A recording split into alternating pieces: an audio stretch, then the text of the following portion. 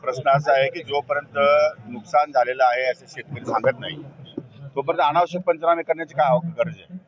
एकदा हे कन्फर्म झालं की एखाद्या शेतकऱ्याचं पावसामुळे नुकसान झालेलं आहे, किती पाऊस पडलाय, काय पडलाय, त्याचं संपूर्ण मी आता कलेक्टर साहेबांकडून माहिती घेतोय कुठल्या भागात पडलेला आहे. अजून काही भागात पाऊस पडलाय, काही भागात पडलेला नाही. आता काही भागात पाऊस पडला तो पोषक पण आहे, काही भागात जो पाऊस पडतो तो घातक पण आहे. त्यामुळे या सगळ्या गोष्टीचा शहानिशा करून त्यावर निर्णय घ्यावे लागतात.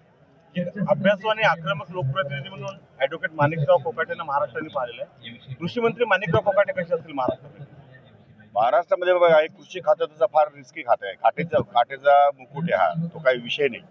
पण मला कल्पना आहे, मी शेतकरी असल्यामुळे मला याच्यातले इन्स अँड आउट दोन्ही पण माहिती आहे. आणि लगेच आज एखाद्या शेतकऱ्याला लीप मिळाला तर तो उद्या मिळेलच याची गॅरंटी नाही. उद्या परत शेतकरी उठून उभा राहतो. त्यामुळे शेतकऱ्याच्या जीवनातले प्रश्न अनेक आहेत आणि त्याला धोरणात्मकरित्या त्याला कसं सपोर्ट करता येईल हा विचार माझ्या मनामध्ये आहे. त्यासाठी एक वेगळा कायदा करता येईल का, एखादं पोर्टल करता येईल का, सगळ्या योजना एकटी आणता येतील का. कारण आता कृषी विभागाच्या किती योजना आहेत, किती लोकांना बेनिफिट मिळालेला आहे, किती टक्के बेनिफिट मिळालेला आहे आणि तो खऱ्या अर्थाने बेनिफिशियरी आहे की नाही हे सगळं मला तपासून बघायचं आहे. मी अजून तपासून बघितलेलं नाही, पण यातून चांगला मार्ग आपल्याला काढायचा आहे आणि शेतकऱ्यांना 100% कुठल्याही परिस्थितीमध्ये हे युती सरकार आधार देईल अशा प्रकारचं काम आपल्याला येत्या काळात उभं करायचं. सरकारनं 100 दिवसांचा एक प्लॅन मंत्र्यांना दिलेला आहे. तुम्ही कृषी मंत्री म्हणून कृषी विद्यापीठांना संशोधन किंवा इतर बाबींच्या संदर्भात काही एक टाइम बाइंडिंग प्रोग्राम देणार आहात का? टाइम बाइंडिंग प्रोग्राम त्यांना दिल्यानंतर त्यांचं इन्फ्रास्ट्रक्चर पण या ठिकाणी अपडेट झालं पाहिजे. आजच्या घडीला मी जेव्हा व्हाईस चान्सलर बरोबर बोलत होतो तेव्हा त्यांचं म्हणणं आहे की आमच्याकडे स्टाफ कमी आहे, काही लोकांचे कॉन्ट्रॅक्ट बेसवरती लोकांचे पगार झालेले नाही. त्यामुळे थोडासा फंडिंगचाही प्रश्न आहे. पण मला हे जोपर्यंत वित्त विभागाशी सन्माननीय अर्थमंत्री अजितदादा पवार आणि मुख्यमंत्री देवेंद्रजी फडणवीस त्यांच्याशी मला पूर्णपणे हा डाटा घेऊन बसावा लागेल आणि केंद्र सरकार बरोबर टायप करून केंद्र सरकारने राज्य सरकारकडनं या कृषी विभागाला पैसे कसे जास्त मिळतील आणि त्यातून आपल्याला शेतकऱ्यांपर्यंत हे सगळं टेक्निक कसं पोहोचवता येईल हा माझा त्या दृष्टिकोनातून विचार आहे. या अगोदर की कृषी विभागामध्ये बऱ्याच अंशी पद रिक्त आहेत, पण त्याचा अभ्यास करावा लागेल. शासनावर किती लोड पडतोय, की विद्यापीठ लोड उचलायला तयार आहेत त्याचा खर्चाचा, या सगळ्या गोष्टीची शहानिशा करावी लागेल, तपासावं लागेल आणि त्याच्यावरती मिटिंगा घ्याव्या लागतील. व्हाईस चान्सलरला बोलावं लागेल, आमच्या अकाउंट विभागाला बोलावं लागेल. उत्पन्नाची साधनं किती आहेत, उत्पन्न किती आहेत, खर्च किती आहेत, आस्थापनेवरचा खर्च किती आहेत, पिकाच्या वेगवेगळ्या प्रकारचे तंत्रज्ञानावरती जे काही काम करतायत त्यांचा खर्च किती आहे, त्यांचा पगार किती आहे, या सगळ्या गोष्टी तपासाव्या लागतील आणि तपासल्यानंतरच मी त्याच्यावर भाष्य करू शकेल. जर 40% मनुष्यबळावर जर विद्यापीठ काम करत असतील तर तुमचा लोड कसा काय उचलू शकतील? नाही, आता कॉन्ट्रॅक्ट बेसवरती त्यांना माणसं घेण्याची परवानगी आहे. फक्त कॉन्ट्रॅक्ट बेसवरती घेतलेल्या माणसांचे पगार वेळेवर होत नाही अशी त्यांची तक्रार आहे. ते मी मुंबईला गेल्यानंतर बघून घेईल आणि त्या संदर्भात काय मार्ग काढता येईल बघ. नाही 62चं 60 वर्ष केलं. तो आता रिटायरमेंटचा फॉर्म्युला हा राज्य सरकारचा सर्व डिपार्टमेंट मिळून आहे, कारण राज्य सरकारचा कर्मचारी म्हणून आहे. तो धोरणात्मक निर्णय आहे, तो सन्माननीय मुख्यमंत्री किंवा युती सरकारच्या वतीने जो काही झाला असेल किंवा जो काही व्हायचा असेल तो होईल. That is not the issue.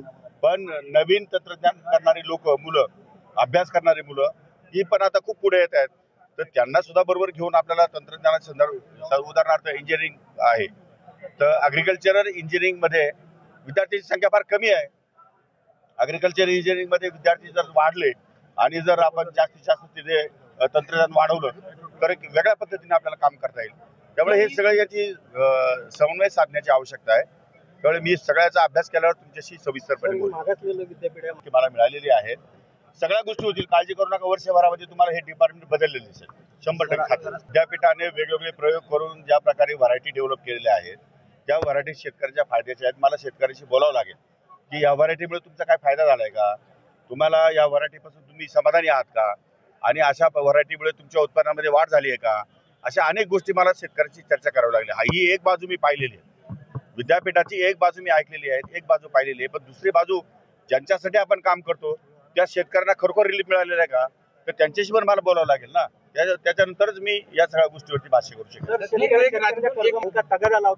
कर्ज भरावं, त्या संदर्भात सन्माननीय मुख्यमंत्री आणि कॅबिनेट मंत्रिमंडळामध्ये तो निर्णय होईल आणि त्या संदर्भामध्ये त्याची चर्चा आणि या सगळ्या गोष्टी चालू आहेत. महाराष्ट्र सरकारचं उत्पन्न, खर्च या सगळ्या गोष्टीचा मेळ घालत असताना आपल्याला कर्जमाफी कशी देता येईल, शेतकऱ्यांना सुविधा कशा देता येतील हा सुद्धा अभ्यास ते या ठिकाणी करतात आहे. त्यामुळे लवकरात लवकर काय तो निर्णय व्हायचा तो होईल. नाही, आता इथं तर विद्यापीठाचे स्टॉल आहेत आणि दुसरी गोष्ट या स्टॉल लावण्यासाठी जो खर्च येतो, ज्या कमर्शियल कंपन्या आहेत त्यांनी थोडंफार पेड केलं तर काय बिघडलं नाही, कारण शेवटी याला मंडप आहेत, लाईट्स आहेत, सगळ्या सुविधा आहेत, त्या देण्यासाठी पैसे तर लागतातच ना. प्रशासन इथे काही कमी पडून हो, प्रशासनचा प्रश्न नाही हा, की हा प्रश्न शेवटी लोकांच्या कॉन्ट्रीब्युशन मधून सहभागातूनच आपल्याला हे सगळं करता येईल. ज्ञान सुद्धा काय एका माणसाला लगेच मिळत नाही, शेवटी लोकांचा सहभाग असायला पाहिजे ना.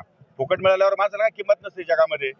सगळं फुकट मिळतंय म्हणलं काय, सरकार देतंय म्हणलं काही कामच करायचं नाही ना. मग शेतातही जायचं नाही, शेती करायची नाही, काहीच करायचं नाही. एवढे 2 पैसे लागले तर लागू दे ना, काय बिघडलं. तंत्रज्ञान सगळं फुकट मिळत नाही ना. अक्कल विकत घ्यावी लागते बऱ्याच वेळा.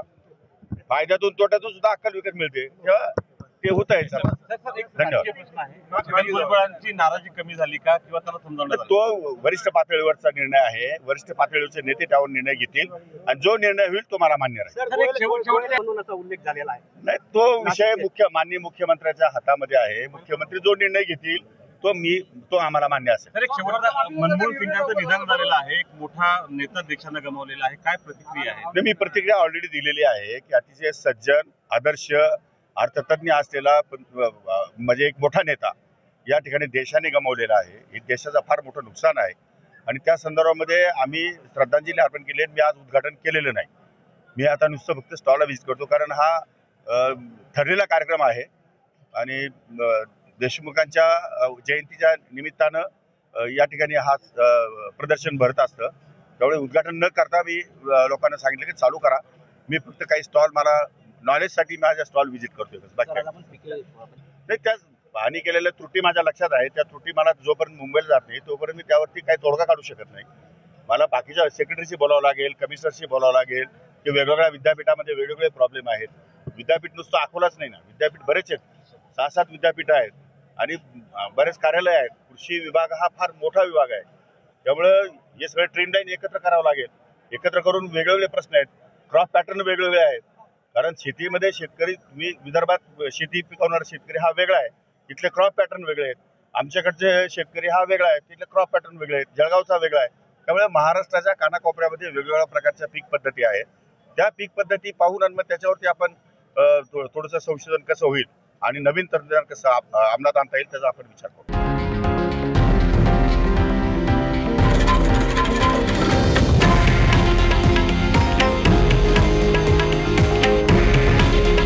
हे आहे देशातील नंबर 1 न्यूज नेटवर्क आणि आपण पाहत आहात TV9 मराठी.